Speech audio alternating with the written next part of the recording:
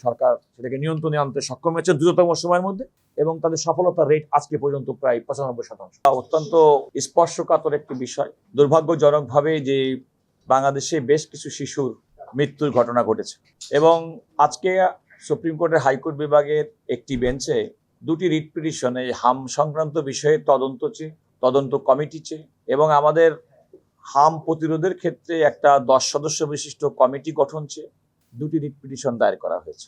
এই দুটি রিট পিটিশনে যে আদেশ দিয়েছে সেটা আমি পরে বলছি, তবে রাষ্ট্রের পক্ষ থেকে তাৎক্ষণিকভাবে আমি মাননীয় মন্ত্রী এবং স্বাস্থ্য বিভাগের সচিবের সঙ্গে কথা বলেছি এবং এই বিষয়ে সরকারের গৃহীত যে পদক্ষেপ সে সম্পর্কে আমি জানার চেষ্টা করেছি এবং আমি আপনাদের সঙ্গে সে কথা শেয়ার করতে চাই। বর্তমান সরকার গঠন করার পরপরই আসলে পূর্বে দেখা গেল যে আসলে হামের টিকা যে প্রয়োজন মাফিক সেগুলো সংগ্রহ করা হয়নি। স্বাস্থ্য সচিব আমাকে জানিয়েছেন মাননীয় প্রধানমন্ত্রী জনাব তারেক রহমানের দৃষ্টিগোচর হওয়া মাত্রই তিনি এই হামের টিকা সংগ্রহ করার জন্য সংশ্লিষ্ট মন্ত্রণালয়কে নির্দেশনা দিয়েছেন এবং সচিব সাহেবের বক্তব্য অনুযায়ী যে একটা টেকনিক্যাল কমিটি আছে এবং সেই টেকনিক্যাল কমিটির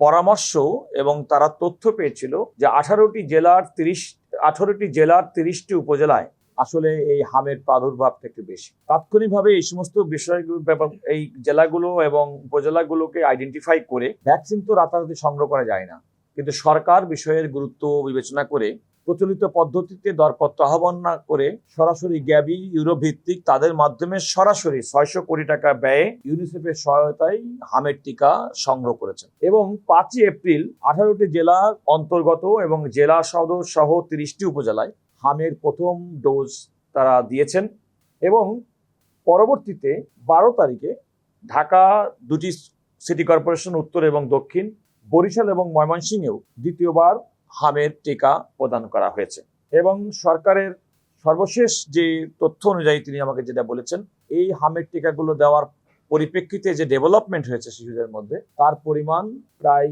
95% উপরে এবং উনি বলেছেন যে আসলে হামের যে টিকার যে হামের উপসর্গ থাকে মাত্র 4 দিন, কিন্তু হামের উপসর্গ থেকে অন্য ভেরিয়েশন নানা রকম নিউমোনিয়ায় শিশুরা আক্রান্ত হচ্ছেন।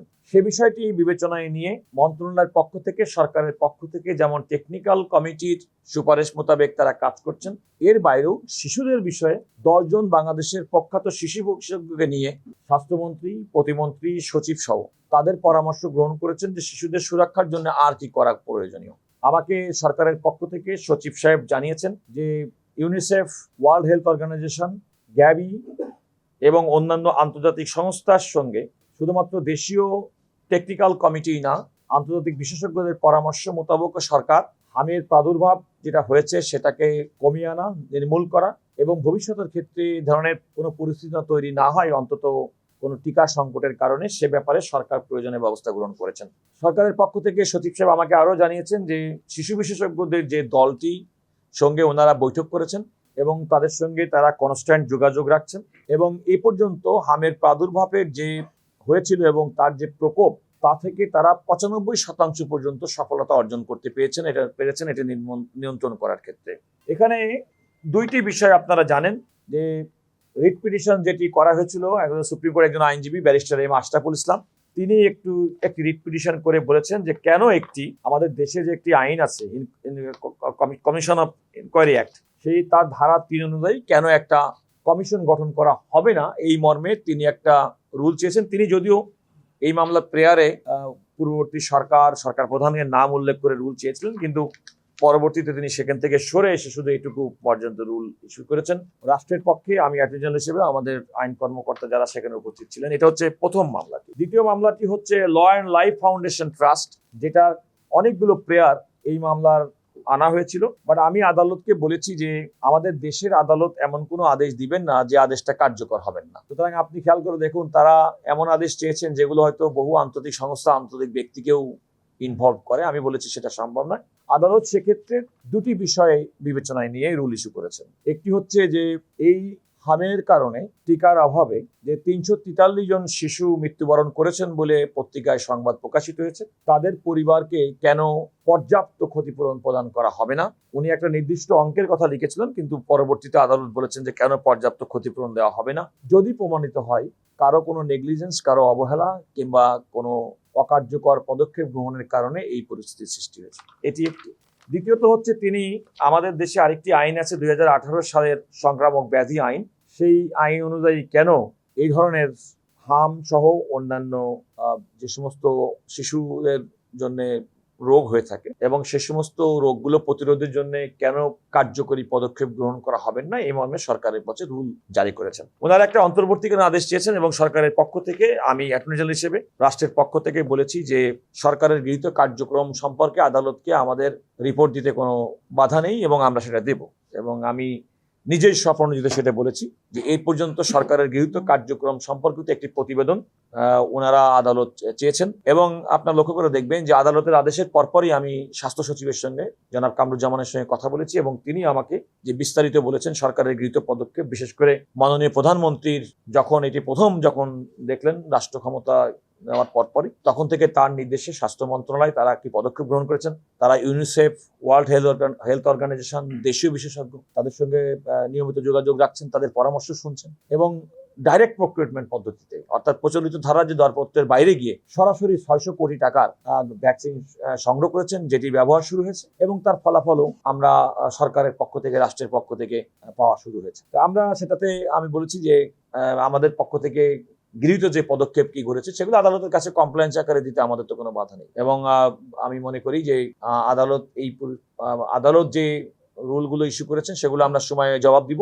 তবে যেহেতু এই অন্তর্বর্তীকালীন সরকার যে পরিস্থিতিতে এই হামের টিকার বিষয়টি গ্রহণ করেছেন, বর্তমান যে নির্বাচিত সরকার পূর্ববর্তী অন্তর্বর্তীকালীন সরকারের কাছ থেকে, তো সেক্ষেত্রে তারা আসার সঙ্গে সঙ্গে যে পদক্ষেপ গ্রহণ করেছেন তার পরিপ্রেক্ষিতেই বলা যায় যে যেটা মহামারী আকারে ছড়িয়ে যাওয়ার একটা আশঙ্কা আমরা দেখছিলাম, সেটা হয়তো আর সেখান থেকে সরকার সেটাকে নিয়ন্ত্রণে আনতে সক্ষম হয়েছে দ্রুততম সময়ের মধ্যে এবং তাদের সফলতার রেট আজকে পর্যন্ত প্রায় 95%। দেখুন, আজকে যে আদালত যে রুল ইস্যু করেছেন, রুল ইস্যু বিষয়টি হচ্ছে যে কমিশন কেন গঠন করা হবে না এবং 10 সদস্য বিশিষ্ট একটা উচ্চ পর্যায়ের কমিটি কেন গঠন করা হবে, সেটি হচ্ছে আদালতের বিচার্য বিষয়বস্তু। সুতরাং কোনো একটা কমিশন যখন গঠিত হবে, ইতিমধ্যে আমি আগেই বলেছি যে সরকারের নিজের উদ্যোগ থেকেই কিন্তু 10 জন বিশেষজ্ঞ এবং যে একটা জাতীয় পর্যায়ের কমিটি কাজ করে, এইটার সম্ভবত আমি ওনার কথার পরিপ্রেক্ষিতে বুঝতে সম্ভবত নিটেল অথবা নিট্যাং এরকম একটা নাইট্যাং টেকনিক্যাল কমিটি, সেটা তো অলরেডি তাদের পরামর্শ তারা কাজ করছেন।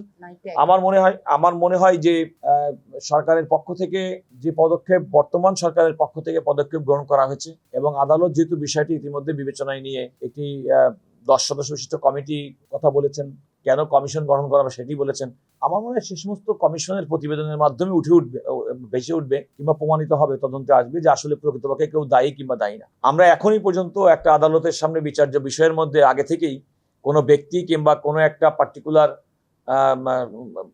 গোষ্ঠীকে এখনই আমরা যদি আমরা অভিযুক্ত করে ফেলি, তাহলে তো এই তদন্ত, এনকোয়ারি, কমিশনের কোনো মূল্য থাকলো না।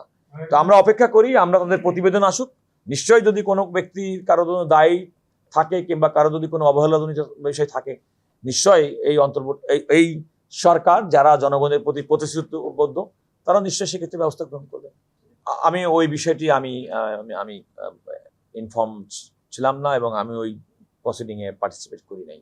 আপনি যেটা বললেন যে আদালতের এই আদেশটি আমার মনে হয় যে সমস্ত সরকারের গৃহীত পদক্ষেপের সঙ্গে পরিপূরক হবে, এটা কোনো বৈপরীত্য হওয়ার কোনো সুযোগ নেই। কারণ সরকার যদি আইডল বসে থাকতো, কোনো কাজ না করতো, তাহলে আপনি বলতে পারতেন। আপনারা নিজেরাই বলছেন যে সরকার অত্যন্ত দ্রুততম সময়ের মধ্যে ভ্যাকসিন এনে মানুষকে, বাচ্চাদেরকে দিয়ে বাচ্চাদের এই মহামারী থেকে, হাম মহামারী থেকে জাতিকে রক্ষা করেছে, আপনারা নিজেরাই যেহেতু বলছেন।